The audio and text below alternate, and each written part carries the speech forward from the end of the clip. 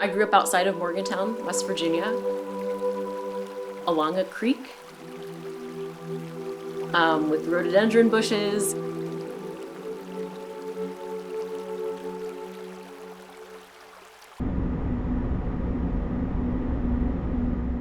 And I think when I was in elementary school, 8, 9 years old, the creek turned bright orange. Upstream from a mine, the acid runoff had turned our beautiful little creek bright orange. So I think from an early age, I was aware of the vulnerabilities in Appalachia. In the beautiful Holy Land of Appalachia, the need to protect and take care of creation is often overshadowed by a need for economic development. Yet we also have poverty, a struggle to just get by. We were rich in timber, we were rich in coal, we were rich in glass, and yet despite that, we had this contradiction of such a high percentage of poor people.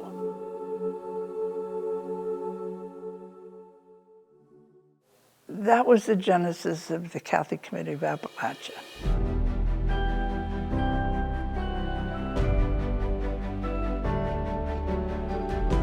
I was really drawn to this idea that, like, oh yeah, you look at the scripture, you look at Jesus and the prophets, God is with the poor. Not just the authority of bishops, not just the authority of the Pope, but perhaps even more, is to listen to those places where God is most present. Well, it's all about coming together as a community of hope.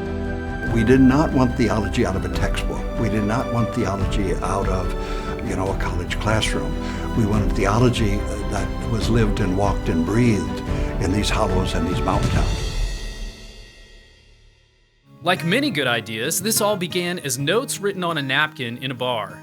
As members of the Commission on Religion in Appalachia wanted to form a new group that would bring the voices of those in the margins, those in Appalachia, to the Catholic Church and beyond. The first pastoral letter, This Land is Home to Me, it was done in a very different way than any other pastoral letter had been done previous. These were done in such that they started by listening to the people on the ground, the people living in Appalachia.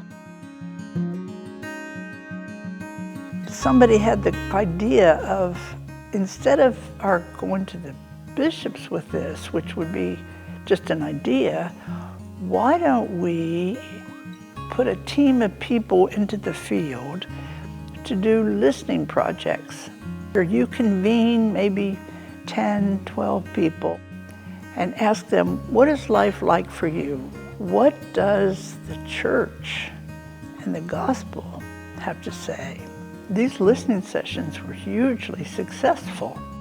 In fact, where the idea of the Appalachian Pastoral, the first one, This Land is Home to Me, came out of 4 or 5 of them sitting around a bar and having a beer, and it came up, well, we need to have the bishops speak out what Vatican II is saying, that it's not a clerical church, it's we're all in this together, walking together.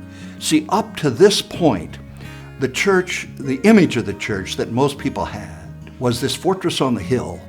There was a total 180-degree shift where the bishops at Second Vatican Council said, wait a moment, what the church is the vehicle, the foremost vehicle of God's loving humanity and all creation.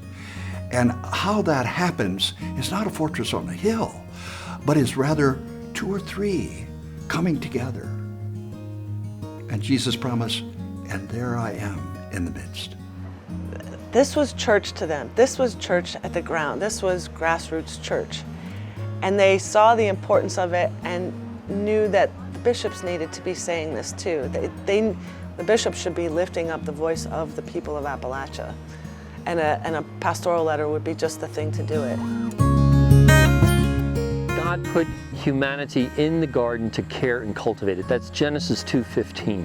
All of us are to be co-gardeners with God. We are supposed to be stewards. We talk about the common good. The common good is not just for my gain, it is for the entire community. And the community extends to the next generations, not just simply we'll use everything up this generation. We've got to look out for subsequent generations.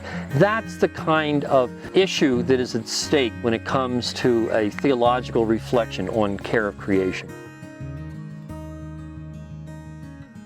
I totally believe that there is a spiritual hunger out there, not just for Catholics, but a lot of young people.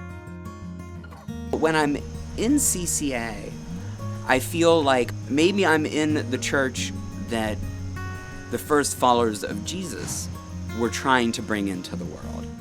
Pope Francis reminds us that we can't be a teaching church unless we're also a listening church. And they go hand in hand. And I think the pastoral letters from Appalachia are demonstrations of that. Where do we go from here? I'm sure the leaders of CCA over 50 years ago asked that same question. Who will fight for the rights of the oppressed and give voice to those on the margins? We will stand on the shoulders of the giants before us and take on these modern issues just like before. And just like those before us, we will make our voices heard. When you know these people and you know their histories, you know the stories, you want that to be carried on into the future by the next generation. I think that's what's going to move folks forward, is being grounded in our history.